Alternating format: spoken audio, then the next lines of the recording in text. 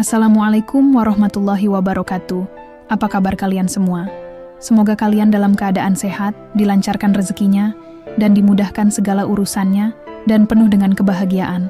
Sebelum masuk ke cerita, jangan lupa bantu like, komen, dan subscribe ya.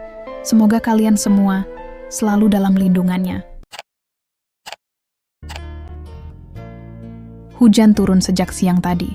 Derasnya tak kunjung reda, mengguyur genteng rumah kami yang kini terasa asing. Rumah yang dulunya penuh canda dan aroma masakan hangat, kini sunyi dan dingin seperti hatiku yang mulai beku oleh curiga dan luka. Di dalamnya hanya ada dua jiwa yang merasa sendiri, meski duduk berdampingan. Aku duduk di ruang tamu, menatap kosong ke arah vas bunga yang sejak 2 bulan lalu tidak pernah lagi terisi segar. Dulu, setiap Jumat sore, aku rajin menggantinya. Mawar putih, melati, atau anggrek, apapun yang tersedia di toko langganan dekat pasar. Tapi kini, untuk sekadar menyentuh vas itu saja, aku enggan. Rasanya tak ada lagi yang pantas dipercantik, termasuk hubungan kami. "Mas, pulang jam berapa tadi?"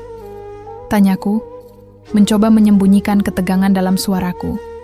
Dia, suamiku, Arman, hanya menjawab singkat, "Tadi, sekitar jam 7. Tanpa menatapku, dia langsung masuk ke kamar.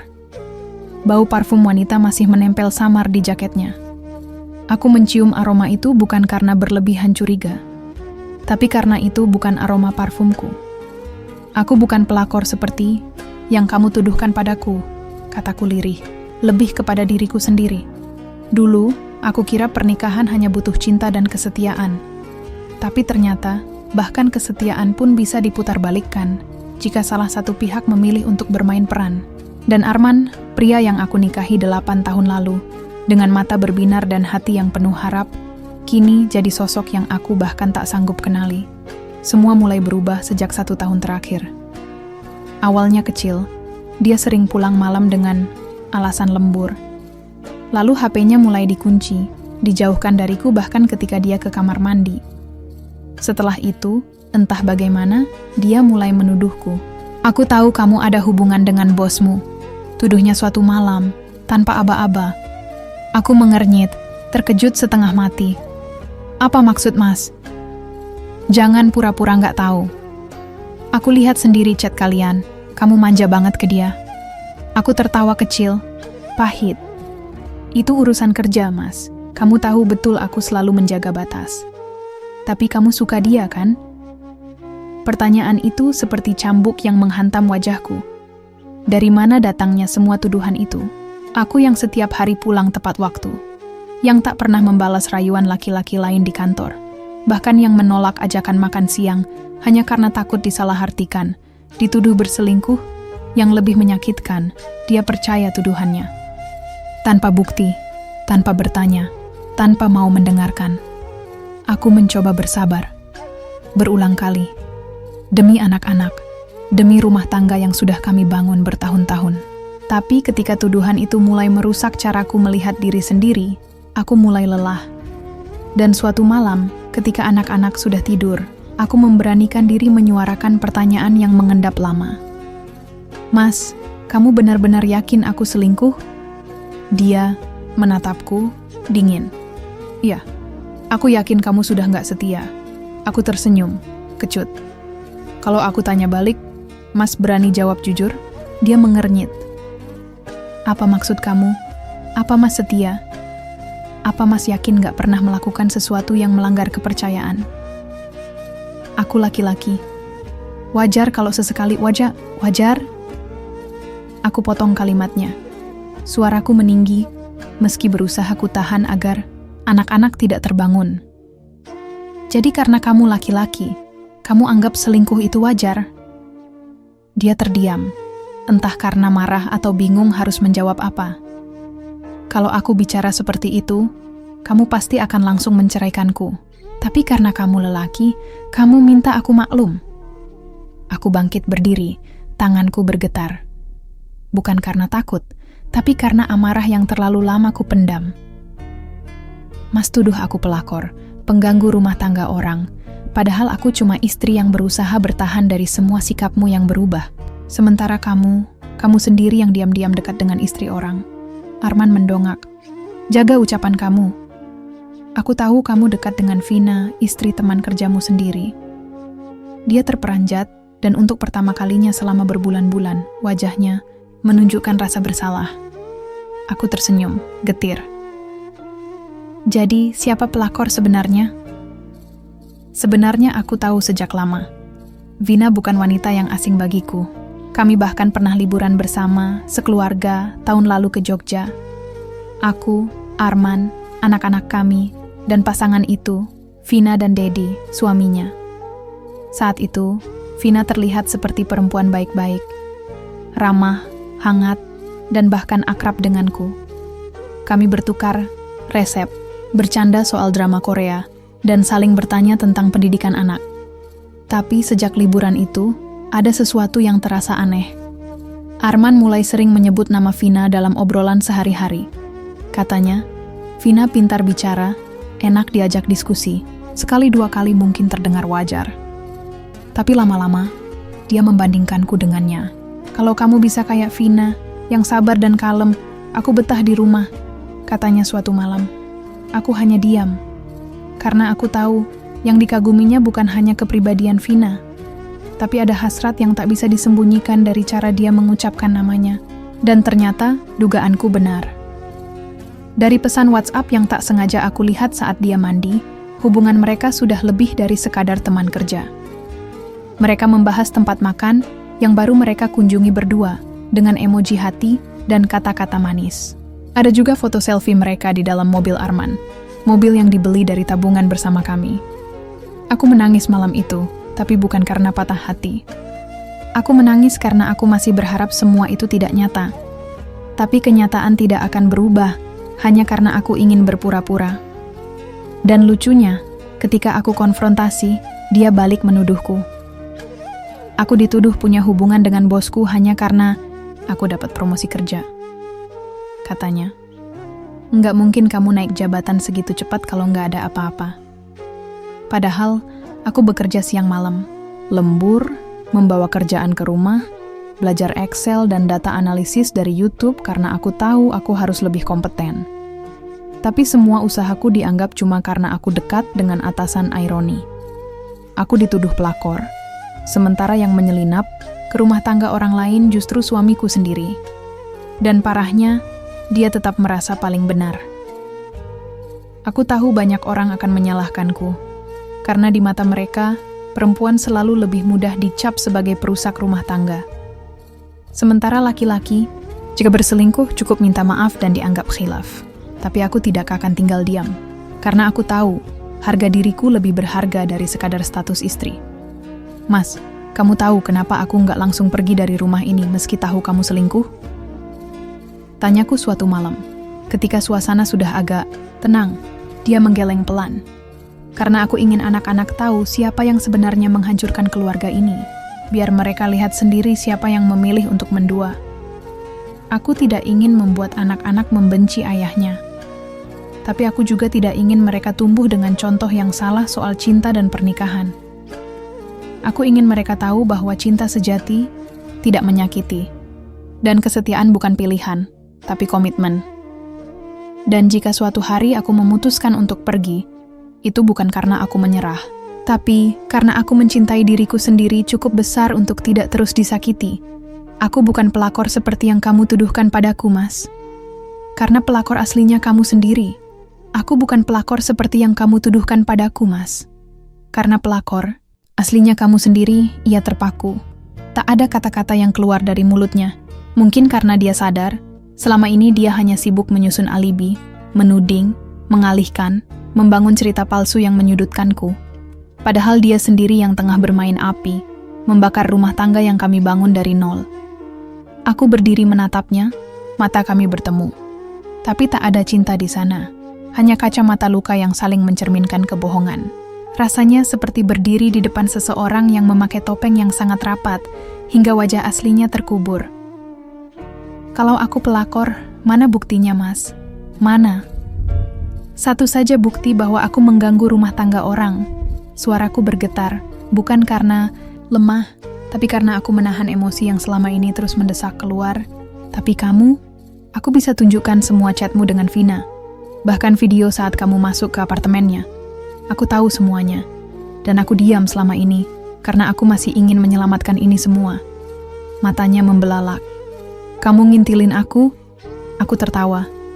Kali ini tawaku lepas, getir dan penuh ironi. Bukan aku yang ngintilin kamu, Mas. Tapi kebohonganmu sendiri yang terlalu jelek untuk disembunyikan. Dia membalikkan badan, berjalan ke arah dapur, mungkin mencoba lari dari pembicaraan. Tapi aku tidak akan berhenti sekarang. Tidak setelah selama ini aku diam, menyimpan semua luka dalam diam. Menutup mulut meski dalam hati aku sudah remuk berkeping. Aku lihat kamu keluar dari apartemen Vina jam 2 pagi. Kamu pikir aku nggak tahu? Aku cuma pura-pura tidur waktu kamu bilang mau lembur. Aku tahu kamu bohong.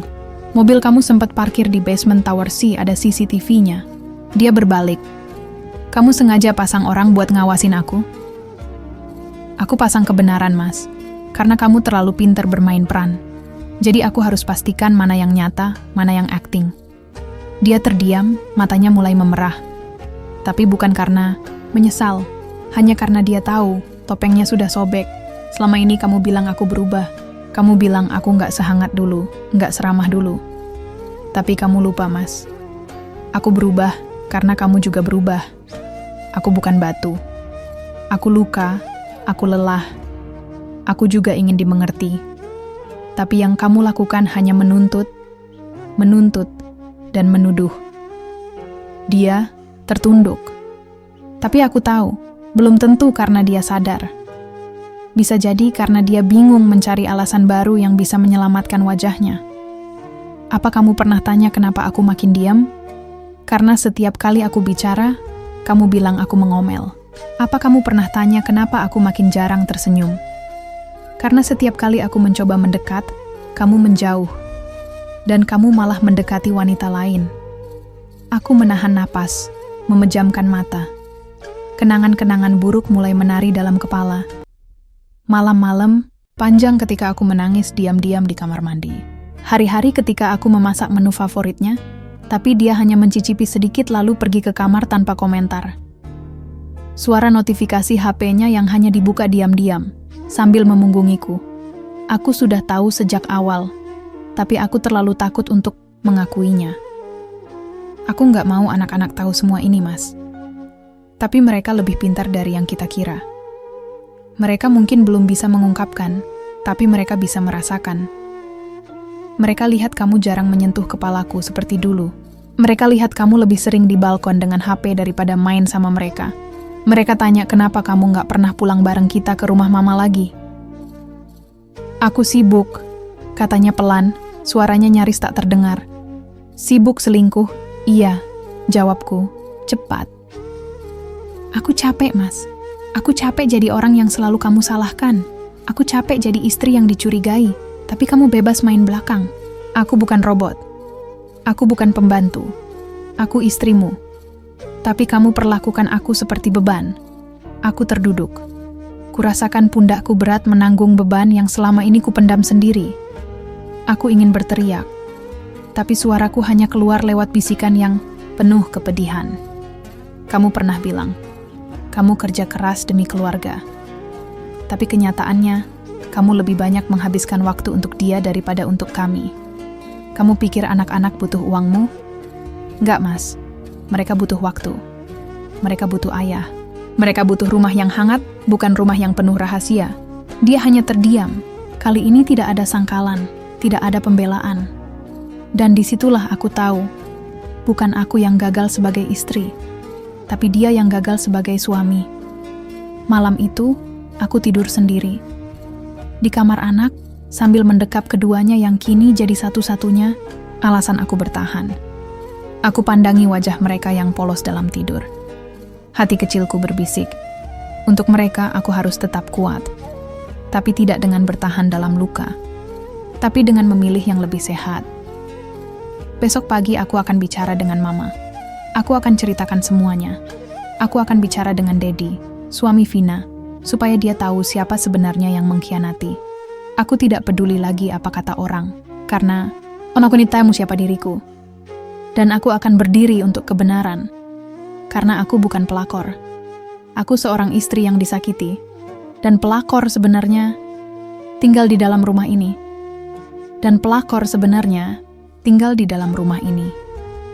Pagi harinya, aku terbangun dengan kepala berat. Entah karena kurang tidur atau terlalu banyak pikiran. Aku memandang langit-langit kamar anak-anak yang kini jadi tempat tidurku sementara. Cahaya matahari masuk lewat celah tirai, hangatnya menyentuh wajah, tapi tidak mampu menghangatkan hatiku yang membeku. Suara dari dapur terdengar samar. Arman sedang membuat kopi. Biasanya aku yang menyiapkan semuanya, dari sarapan hingga bekal makan siang. Tapi pagi ini, aku ingin dia tahu rasanya hidup tanpa sentuhanku, tanpa kehadiranku di sekitarnya. Aku ingin dia tahu, kehadiran seorang istri bukan hanya tentang menyediakan makanan dan menyapu lantai, tapi tentang hati yang setia menunggu di tengah badai. Anak-anak masih terlelap. Aku keluar pelan-pelan, melangkah ke ruang tamu. Arman sedang berdiri di dekat jendela, secangkir kopi di tangan, wajahnya kusut dan tampak letih. Saat dia melihatku, dia seperti ingin bicara. Tapi aku tak memberinya ruang. Aku hanya menatapnya sebentar, lalu berjalan melewatinya seolah dia tak lebih dari bayangan samar. Aku mau ke rumah mama, kataku singkat sambil mengambil tas kecil dan beberapa pakaian anak di rak bawah. Kamu mau pergi? Suaranya terdengar gentar. Aku berhenti, menatapnya dengan tatapan datar. Bukan aku yang pergi, Mas. Aku cuma pulang. Dia mengernyit. Pulang? Ya, pulang. Ke tempat di mana aku tidak dicurigai, tidak dituduh, dan tidak dikhianati. Dia meletakkan cangkir kopinya dengan kasar ke meja. Kamu mau nyerah gitu aja? Nyerah?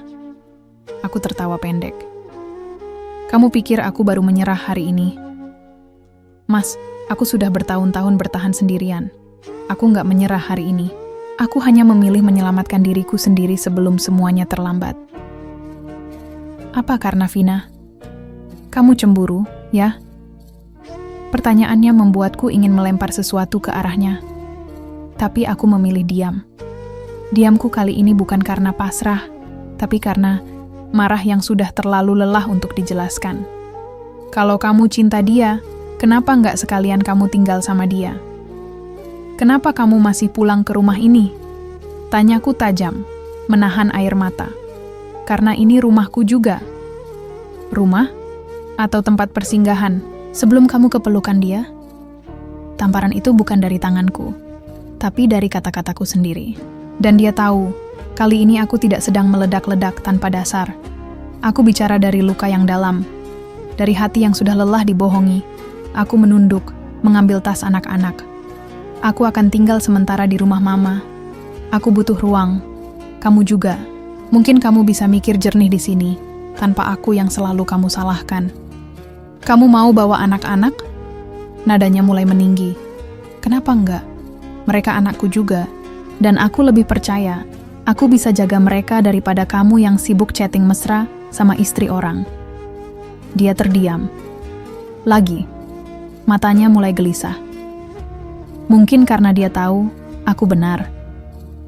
Mungkin karena akhirnya dia sadar bahwa semua kebohongan yang dia tutupi dengan marah-marah kini mulai runtuh di hadapannya sendiri. Aku akan bicara dengan Dedi, lanjutku. Dia berhak tahu siapa yang tidur di ranjangnya tiap malam sambil membawa nama istri orang lain. Wajah Arman pucat. Jangan campur, Dedi. Aku mengangkat alis. Takut? Kamu takut karena dia teman kerjamu? Atau karena kamu tahu kamu yang salah sejak awal? Dia tidak menjawab. Selama ini aku diam bukan karena aku nggak tahu, tapi karena aku masih berharap kamu punya hati. Ternyata hatimu sudah kau bagi dua, dan bagian yang tertinggal di rumah ini sudah tak tersisa apa-apa lagi. Aku menggenggam tangan anak-anakku. Mereka sudah bangun dan menatap kami dengan mata yang masih sayu. Aku membungkuk, membisikkan, "Kita main ke rumah Uti, ya?" Mereka mengangguk, polos. Tidak tahu bahwa langkah kami pagi ini bukan sekadar pergi, tapi menyelamatkan sisa-sisa waras dari ibu mereka. Saat aku membuka pintu dan melangkah keluar, Arman tidak mengejar, tidak memanggil, tidak meminta maaf. Dan di sana, di ambang pintu, itu aku sadar. Aku memang sudah tidak lagi berarti di matanya. Aku menyetir dalam diam. Anak-anak tertidur di bangku belakang. Jalanan Jakarta yang padat tidak seramai pikiranku. Di lampu merah, aku menghela napas panjang. Aku belum bicara pada Mama. Aku belum bicara pada Dedi. Tapi aku akan. Tidak hari ini, tapi segera. Aku tidak akan melawan dengan teriakan. Aku tidak akan membalas dengan dendam. Tapi aku akan berdiri tegak dengan kebenaran. Karena tidak semua luka harus dibalas dengan luka. Kadang, membiarkan kebenaran mengalir seperti air yang jernih jauh lebih mematikan bagi mereka yang hidup dari kebohongan.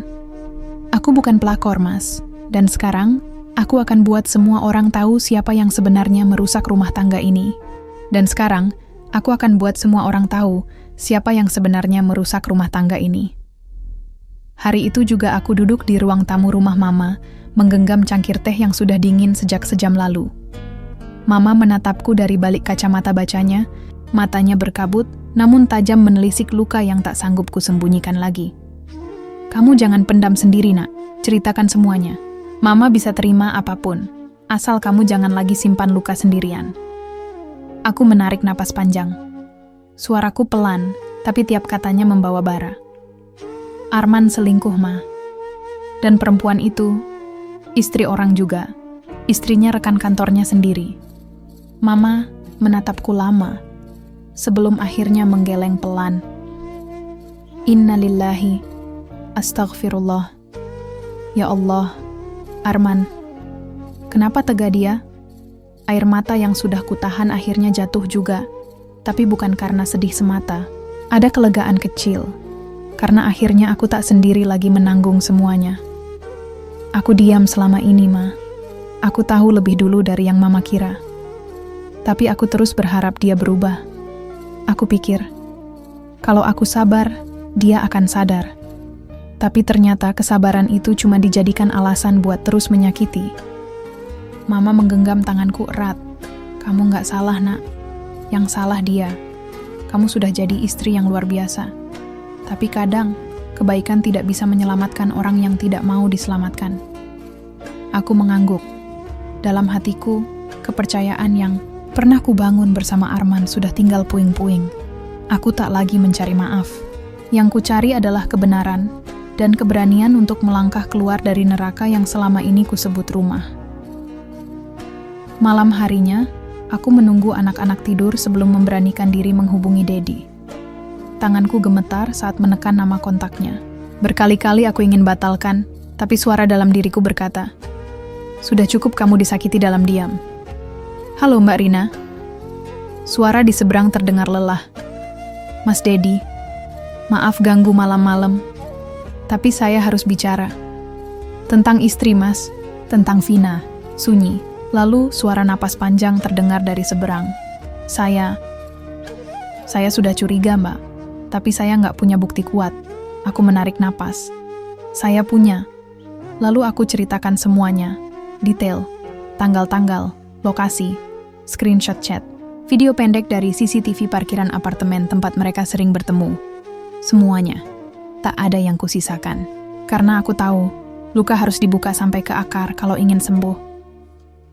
Di ujung telepon, Dedi menangis. Laki-laki itu menangis. Tangis yang tidak keras tapi mengguncang. "Saya sudah mengorbankan banyak buat Vina, Mbak. Saya pikir saya kurang baik. Saya pikir saya suami yang gagal. Tapi ternyata, saya cuma terlalu percaya. Aku tahu persis rasa itu. Rasa disalahkan atas luka, yang bahkan bukan kita yang ciptakan. Rasa memohon pada seseorang yang sudah lama tidak peduli. Mas, Dedi, saya nggak minta Mas buat apa-apa. Saya cuma nggak mau terus dianggap perempuan perebut suami orang. Karena yang merusak itu justru pasangan kita sendiri."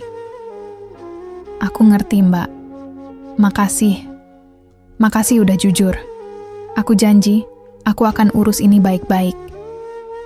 Setelah telepon ditutup, aku Terduduk di tepi ranjang. Hening. Tapi bukan hening yang sunyi. Hening ini seperti gerimis pertama setelah musim kemarau panjang. Sedikit demi sedikit, udara pengap dalam hidupku mulai tercerahkan. Besoknya, Arman datang ke rumah Mama. Wajahnya kusut, matanya merah. Tapi aku sudah tidak lagi luluh melihat tangis palsunya. Aku cuma pengen kita baikan, katanya. Setelah kamu tidur sama istri orang, dia terdiam. Aku tidak membiarkannya bicara lebih jauh. Kamu bukan datang karena menyesal, Mas. Kamu datang karena takut. Dedi sudah tahu semuanya. Matanya membelalak. Kamu ngadu ke Dedi? Aku nggak ngadu. Aku memberitahu. Karena aku tidak mau jadi perempuan yang dituduh tanpa alasan. Sementara kamu dan pelakor itu enak-enakan menyusun skenario. Dia duduk, wajahnya gelap. Kalau kamu masih punya sedikit harga diri, minta maaflah pada Dedi. Dan pada anak-anakmu. Karena kamu bukan hanya menghancurkan hati istrimu, tapi juga masa depan anak-anakmu. Tangisnya pecah. Tapi bagiku, itu bukan lagi air mata yang menyentuh. Itu cuma air mata dari orang yang mulai kehilangan kendali atas kebohongan yang dia bangun sendiri. Aku sayang kamu, Rin. Aku menatapnya. Dingin. Sayang nggak seperti ini caranya, Mas. Sayang itu bukan menyakiti diam-diam lalu minta dimaafkan. Sambil menangis. Sayang itu bertanggung jawab. Dan kamu sudah gagal. Dia tertunduk lalu berdiri pelan. Aku akan pergi dulu. Aku akan pikirkan semuanya. Aku tak menjawab, karena kali ini aku tak akan membujuk. Tak akan meminta dia bertahan. Biarkan dia pergi. Biarkan dia tahu bahwa tidak semua perempuan akan selamanya diam saat dihancurkan. Karena aku bukan pelakor. Aku adalah perempuan yang bertahan terlalu lama di rumah yang penuh pengkhianatan. Dan hari ini, aku memilih untuk berdiri. Bukan untuk membalas, tapi untuk bebas. Dan hari ini, aku memilih untuk berdiri, bukan untuk membalas, tapi untuk bebas. Kebebasan itu tidak datang dengan sorak-sorai atau pelukan hangat. Ia datang dengan sunyi, dengan ruang kosong di dalam hati yang sebelumnya penuh oleh luka. Tapi aku tahu, inilah langkah pertama untuk menyembuhkan diriku. Langkah pertama untuk menjadi utuh kembali, tanpa bergantung pada sosok lelaki yang tak tahu cara menjaga. 2 hari setelah Arman pergi dari rumah Mama, aku mendapat kabar bahwa Vina diusir dari rumah oleh Dedi. Bukan sekadar diusir, Dedi mengajukan gugatan cerai secara terbuka. Tidak main-main, semua bukti yang aku berikan digunakan. Dedi di pengadilan, tak ada negosiasi, tak ada kompromi. Dan yang lebih mengejutkan lagi, Dedi mengirimkan pesan kepadaku pagi itu. Terima kasih Mbak Rina. Karena kejujuranmu, saya bisa membuka mata. Vina sudah mengaku. Saya akan urus semua ini. Dan saya doakan Mbak juga mendapatkan keadilan yang sama. Jangan pernah merasa sendirian. Aku menatap layar ponsel itu lama. Dalam hati, ada bagian kecil yang lega. Bukan karena Vina jatuh, tapi karena akhirnya, kebenaran menemukan jalannya sendiri. Tuhan memang tidak pernah tidur. Sementara itu, Arman mulai panik. Dia menghubungiku terus-menerus. Telepon, pesan, bahkan mengirim bunga ke rumah Mama. Tapi aku tidak menjawab. Tidak karena aku ingin membuatnya menderita, tapi karena aku sedang memulihkan diriku sendiri. Untuk pertama kalinya setelah bertahun-tahun, aku memilih untuk mencintai diriku sebelum memikirkan perasaannya. Sampai akhirnya, sore itu, dia datang lagi. Kali ini tidak sendiri. Dia datang bersama ibunya. Aku tidak terniat. Aku sudah menduga cepat atau lambat, dia akan membawa bala bantuan. Orang yang selalu membelanya, tanpa peduli siapa yang benar dan siapa yang salah. Ibunya langsung duduk, menatapku dengan mata merah. Rina, kamu tega sekali. Anak saya diusir dari kantornya. Reputasinya hancur. Semua orang ngomongin dia. Aku duduk tenang, menggenggam tangan Mama yang duduk di sebelahku. Bu, yang menghancurkan reputasinya bukan saya, tapi perbuatannya sendiri. Biarpun begitu, kamu kan istrinya. Kamu harusnya nutupin aib suami, bukan nyebar kemana-mana. Aku tersenyum pahit. Saya sudah nutupin, Bu, bertahun-tahun. Sampai akhirnya, Saya sendiri hampir kehilangan akal. Sehat. Sampai anak-anak saya mulai tanya kenapa ibunya sering nangis di kamar. Arman menunduk. Ibunya masih bersikukuh. Kamu bisa maafin dia, Rin. Kamu bisa perbaiki semua ini. Jangan cerai dulu. Anak-anak masih butuh ayah mereka. Aku menatapnya tajam. Bu, anak-anak butuh sosok ayah, bukan sosok lelaki yang menyakiti ibunya dan tidur dengan perempuan lain. Kata-kataku membungkam segalanya. Bahkan mama yang dari tadi diam, akhirnya ikut bersuara. Saya diam selama ini bukan karena saya setuju Rina bertahan, tapi karena saya ingin dia mengambil keputusan sendiri. Dan keputusan dia benar. Kami akan dukung. Jangan pernah ajari anak saya untuk kembali ke rumah yang penuh kebohongan. Arman meneteskan air mata. Tapi aku tidak tersentuh, karena aku sudah tidak lagi mencintainya.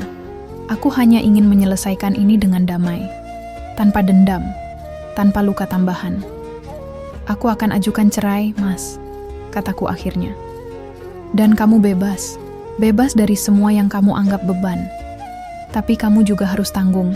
Jawab pada anak-anakmu. Jangan pikir bisa lari seenaknya setelah menghancurkan rumah ini. Dia mengangguk. Pelan. Penuh sesal. Tapi sesal itu datang terlambat. Setelah mereka pergi, aku duduk lama di ruang tengah. Anak-anak bermain di halaman, tertawa lepas seperti tidak ada badai yang pernah melanda rumah kecil kami. Dan di sana, aku sadar, aku tidak lagi hancur, aku tidak lagi lemah, aku tidak lagi takut sendirian. Karena kadang, menjadi sendiri jauh lebih baik daripada tetap tinggal bersama seseorang yang membuat kita merasa paling kesepian di dunia. Aku belum tahu apa yang akan terjadi besok. Tapi satu hal yang pasti, hari ini aku memilih diriku sendiri. Bukan sebagai pelakor seperti yang pernah dituduhkan, tapi sebagai perempuan yang akhirnya bangkit. Dan untuk pertama kalinya, aku merasa bebas. Dan untuk pertama kalinya, aku merasa bebas. Tapi kebebasan itu datang dengan harga mahal. Hari demi hari setelah keputusan cerai itu kutegaskan, aku menghadapi mata-mata sinis dari tetangga, bisikan-bisikan tajam di pasar, bahkan sindiran halus dari teman-teman pengajian. Di mata mereka, aku tetaplah istri yang gagal, yang tidak mampu mempertahankan rumah tangganya, yang, entah kenapa, masih saja dicurigai sebagai pelakor, meski aku yang ditinggalkan, aku yang dikhianati. Lucunya, dunia memang tak butuh fakta. Ia hanya butuh cerita yang seru untuk diperbincangkan. Tapi aku tidak diam. Aku mulai berani menatap mata siapapun yang menatapku sinis. Mulai berani menjawab sindiran dengan senyum. Aku tidak membalas. Karena aku tahu, balasan terbaik bukan kata-kata, tapi kehidupan yang tetap berjalan. Lebih baik, lebih kuat. Suatu siang, saat aku sedang menjemput anak-anak di sekolah, aku berpapasan dengan seorang ibu guru. Beliau menepuk pundakku pelan dan berkata, "Kamu kuat, Rina. Anak-anakmu beruntung punya ibu seperti kamu." Kalimat itu sederhana, tapi seperti tetes air yang jatuh di tanah kering, menyegarkan hatiku yang letih. Akhirnya, ada juga yang melihatku, bukan dari bayangan laki-laki yang mencampakkanku, tapi dari cahaya yang sedang kuperjuangkan sendiri. Namun dunia Arman semakin suram. Aku tidak merayakannya, tapi aku tidak menyesal. Karirnya di kantor merosot tajam. Setelah kabar perselingkuhannya tersebar, beberapa proyek penting dicabut dari tangannya. Tim kerjanya mulai menjauh. Bahkan rekan-rekannya yang dulu tertawa bersamanya, kini pura-pura tidak mengenalnya. Vina, yang diharapkannya menjadi pelabuhan terakhir, malah kabur tanpa jejak. Kata orang, dia pindah ke luar kota, menghindari sorotan dan aib. Sementara itu, Arman kembali menawariku, kesempatan kedua, lewat surat. Ya, dia menulis surat, panjang, emosional. Syarat permintaan maaf. Ia bilang dia tersesat. Ia bilang aku satu-satunya rumahnya. Ia bilang, kita bisa mulai dari awal lagi. Aku baca surat itu 3 kali, bukan karena aku ragu, tapi karena aku sedang menyiapkan diri untuk benar-benar menutup pintu. Dan pada akhirnya, aku bakar surat itu. Sampai habis, tanpa sepotong pun tersisa. Karena aku tahu, beberapa pintu tidak ditutup untuk dibuka kembali. Tapi dikunci selamanya, demi melindungi yang masih tersisa di dalam. Harga diri, ketenangan, dan masa depan anak-anakku. Hari demi hari, aku mulai membangun rutinitas baru. Pagi hari, aku antar anak-anak ke sekolah dengan senyum. Siangnya, aku membantu mama mengurus pesanan kue kecil-kecilan. Aku mulai aktif ikut kelas online. Aku belajar digital marketing, manajemen keuangan rumah tangga, dan pelan-pelan mulai memasarkan jasa hampers kue via media sosial. Dan malam harinya, aku sering menatap langit dari jendela kamar, membisikkan doa pada Tuhan. Terima kasih, ya Allah, karena dari semua yang hilang, Engkau sisakan kekuatan. Sampai suatu hari, aku menerima undangan reuni kecil dari teman-teman kuliah. Awalnya aku ragu datang. Aku belum siap melihat wajah-wajah yang mungkin menanyakan kabar Arman, atau berpura-pura. Kasihan, tapi malam itu aku berdiri di depan cermin, mengenakan gamis sederhana, sedikit riasan, dan untuk pertama kalinya sejak lama, aku merasa cantik karena aku bahagia. Dan saat aku melangkah ke dalam ruangan restoran tempat reuni itu diadakan, semua mata menoleh. Tapi kali ini bukan dengan kasihan, tapi kagum. Banyak yang memelukku, banyak yang berkata, "Kamu makin segar, makin dewasa. Hebat banget bisa tetap tegar." Dan di antara kerumunan itu, ada satu sosok yang menghampiriku dengan senyum yang tak pernah berubah sejak dulu.